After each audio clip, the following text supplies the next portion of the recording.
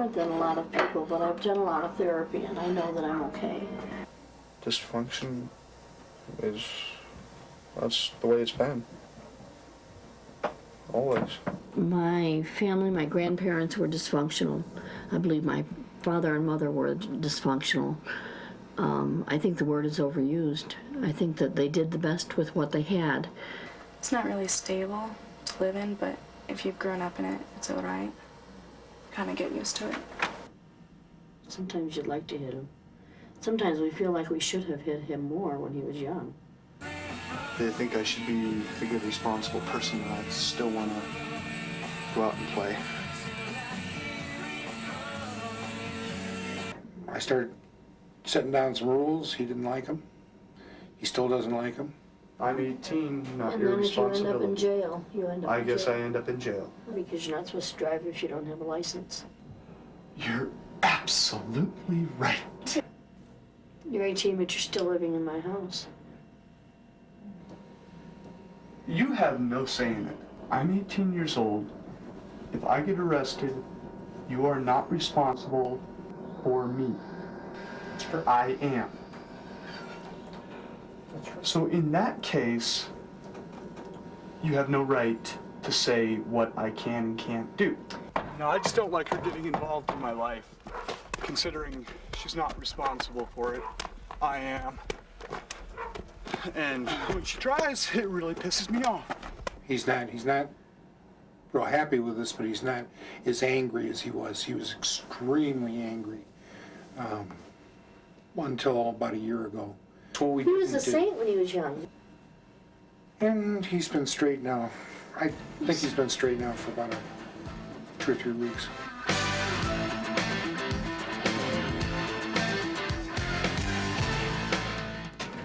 Personally, I don't do well with difficulty. I've been working on it for 6 years in therapy, trying to cope better. When there's a problem in the family, my sister usually goes to the room. My mom hides in the kitchen. Mom usually starts crying, and me and my dad start yelling. And Vic, he'll run to his drugs and alcohol because he doesn't know how to cope. Then somebody leaves. If they live long enough, I think we'll have a great relationship. We eat dinner together almost nightly because it's one of my pet things. One of my favorite things to do is have dinner together. It's time for me to talk to them to find out what's happening. It annoys me. I don't know. I would rather be able to eat what I want, when I want, where I want. But if she values that, then I guess I'll give it to her. Sometimes In the evenings, we'll sit and look at each other like we're bored, but we communicate. Well, my mom's the mom and I'm Vic's mom. And then my dad is Vic, and then a little my dad. And Vic tries to control everything, but my dad has the final say. My role is supposedly mother, but it's more like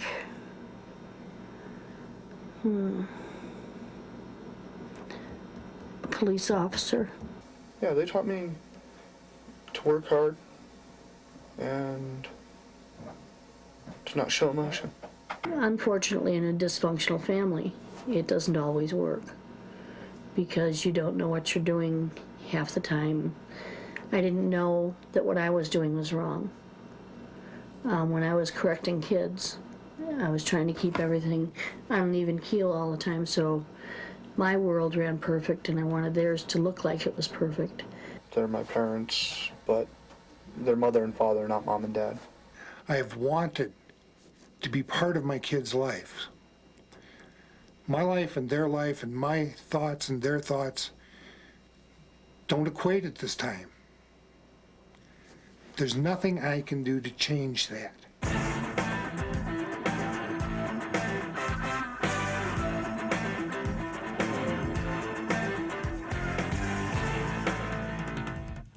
Everyone has their pitfalls.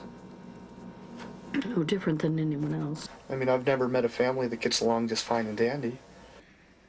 Who am I to keep them from the consequences of their actions?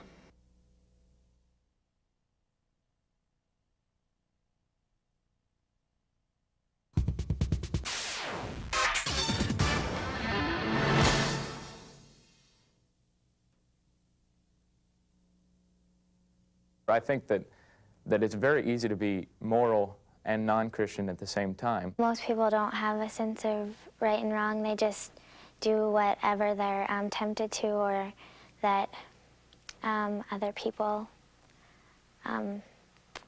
guide them into doing. I want to go out and do all these scenes with a lot of other people. And it's like, it's a real struggle for me not to go out and do it and not to give into the pressure because of my morals and what I believe.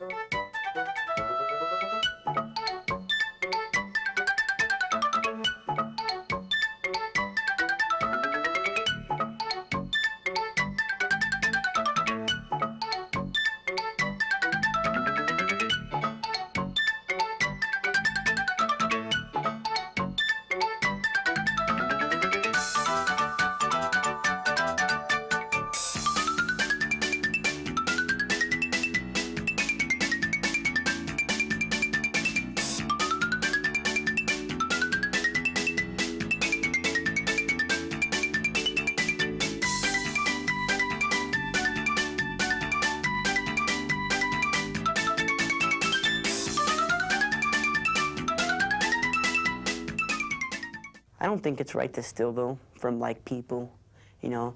Those people earn that stuff, you know.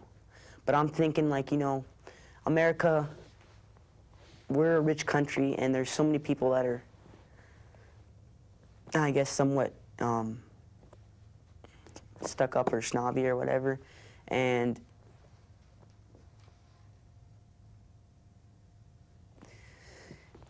I think the better thing would be is steal from a grocery store if you needed to, something like that. I did once when I was little. I stole some candy, but I didn't know any better. But no, not now. I don't, no, I would never. It's stupid. I don't know. I wouldn't steal from a store, no. There really isn't a right or wrong at all.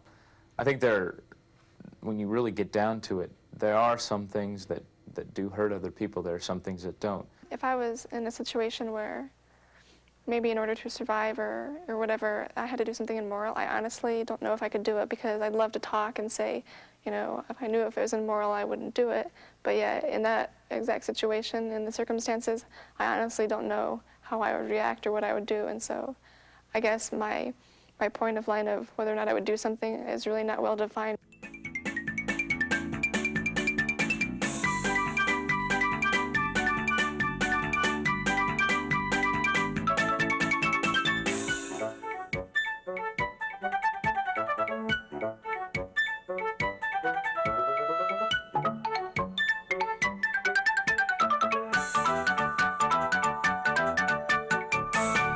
Some people obey God because they fear the consequences that will happen if they do something wrong.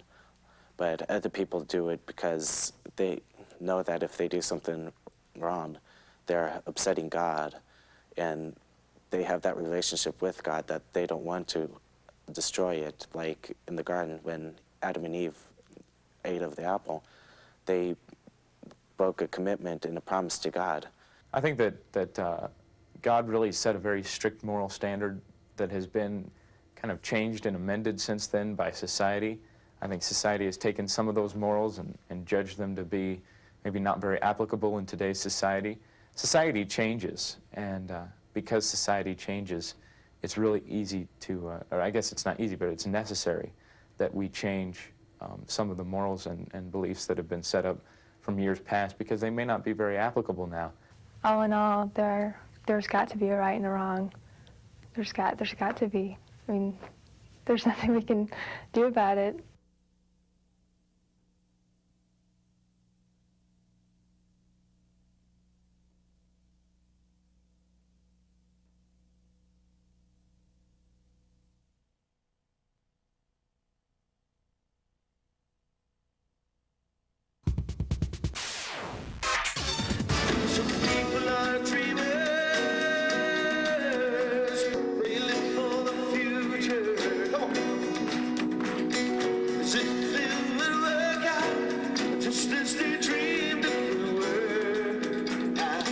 Why do all the statistics say that even the kids that go to church, man, a half of them or a third of them, something like that, they're still out there and they're extremely sexually active? Well, you know what? One thing I can tell you real quick. Christian kids, hey, they're just like everybody else. They make mistakes. But we're supposed to know, because we have a light that we're allowed to follow, and that's the Word of God. We're supposed to understand which way to walk. I was in a plane crash 9 months ago, and I was in the airplane. The pilot turned and said, you got 45 seconds before you're going to hit the ground. Let me tell you something.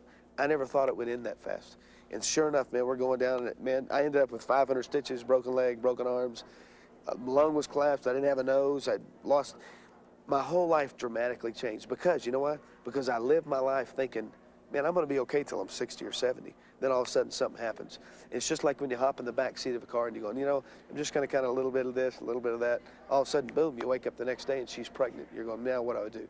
You wake up the next day and go, man, he's got herpes. She's got herpes. What do I do? You wake up the next day and say, boom, I never knew this AIDS things would ever happen to me.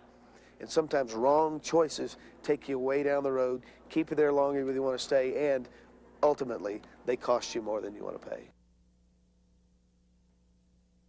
I was young. I was only 13 years old, and I was just experimenting. I mean, yeah, I liked it, but if I could go back now and change it now, I would still be a virgin to this day, because I would want to save it for true love. Kids should be abstinent because it's a gift from God, you know, to be a virgin.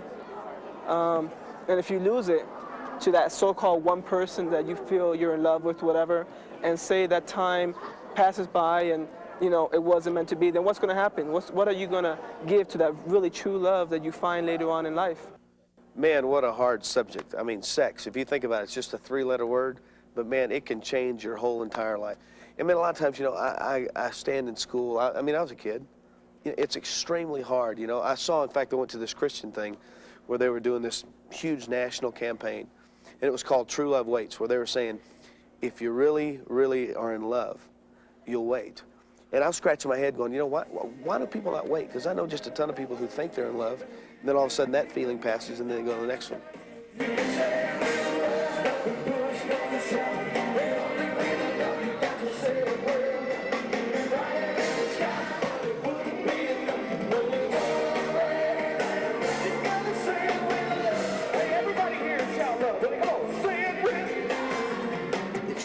Really hard to control our feelings, but it's easier to control our behavior. And a lot of times, man, when kids run off, when they take off and say, you know what, it's time to get what I'm looking for. It's time to go get that girl. Most of the time, the feeling is not that they need sex, not that they want to just do it for the matter of doing sex. Because, hey, if it feels good, do it. And you know what? Sex is good. Actually, God set it up. It's supposed to be incredible in the confines of what he set it up to be. But the wildest thing about it is most of the time, if you look at people who are just really pushing and pushing and pushing, you know what? The truth is they got needs in their own life. When I was 15, I went to a party. A friend of mine went to a party to his girlfriend's house, and the girl that was throwing the party liked me, and we ended up having sex. And then I just left, and that was it. Besides the hangover I had, I did feel dirty. I felt like I had nothing to live for.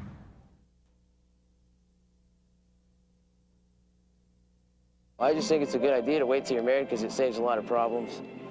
And kids like getting pregnant when they're too young and stuff and they can't support their kid and stuff. Plus it has a lot to do with who you are and stuff, because when you lose your virginity, it like takes something away from you. You're giving something up about you to somebody else. So you better make it like special. It's my prayer that you take a look at your own life and you figure out every time you start to do an action in your life, why am I doing that action? Because I have a feeling, especially in the area of sex, I have a feeling you'll find out that you're doing that for you. People always say, honey, I love you. I'm doing this for you. But you know what? Every time you hear that, 99% of the time, that's not true. Most of the time, they're doing it because they feel lonely, they feel hurt, they're mad at their dad because 10 years ago their dad turned and walked out on them and said, sorry, I can't stay home anymore. And that pain hit them so hard they said, you know what, I'm not going to be like that. And they just want to feel love. They just want to feel acceptance. With a married couple, when they're in love, they have a mental feeling, and if you have the mental feeling with the physical, it's a totally different experience. I can't even explain it because I've never been in love and made true love. You know, I've only had sex.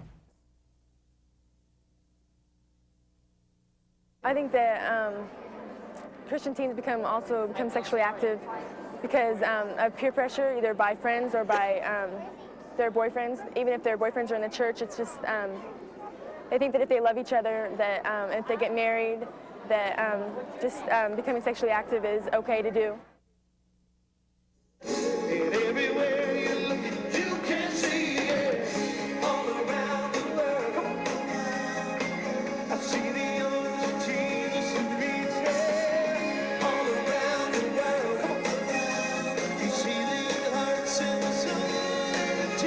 You know, I think if I could boil it down on this issue to say one thing of real significance to the people who are watching, it would simply be this. Each one of us in our own heart of hearts, we're responsible for the decisions we make. You know what? I can't make your decision. I can't make you do this. I can't make you do that. And ultimately in your sex life, man, I can't make you do anything. Sometimes there's pressure, but I can't make you do anything. We're all responsible for what the actions that we do.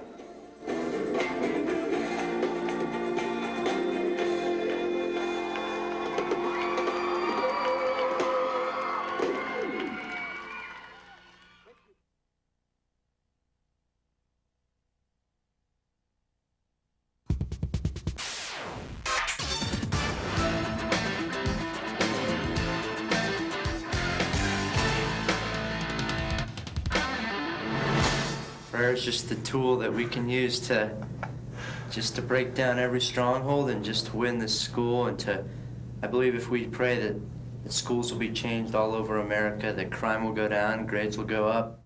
I've practiced a lot of church-state law through my law school and through works for the ACLU. My religious background influences that in a number of ways, but primarily it does because I believe that in order for religion to be practiced the way that people want to be able to practice it, it is something that government needs to keep out of. Jesus Christ is a higher priority in my life than anything else, and I think that he deserves the honor and respect for us to just take 5 minutes out of our day to be able to pray to him and to be able to worship him. In England, there was an established church, a church that every person in England had to belong to. And a lot of people didn't belong to that church. They had different religious beliefs, they had different religious practices, or they didn't like the way the government said they ought to practice that religion. It's time that that us as Christians start taking action, because it says in the Bible that the violent take it by force. And one gentleman, a famous columnist by the name of Roger Williams, was being persecuted in Massachusetts, and he left and went down to Rhode Island, and he formed a new state, and it was really the first state in the United States where every person could practice whatever religious belief they wanted to practice freely.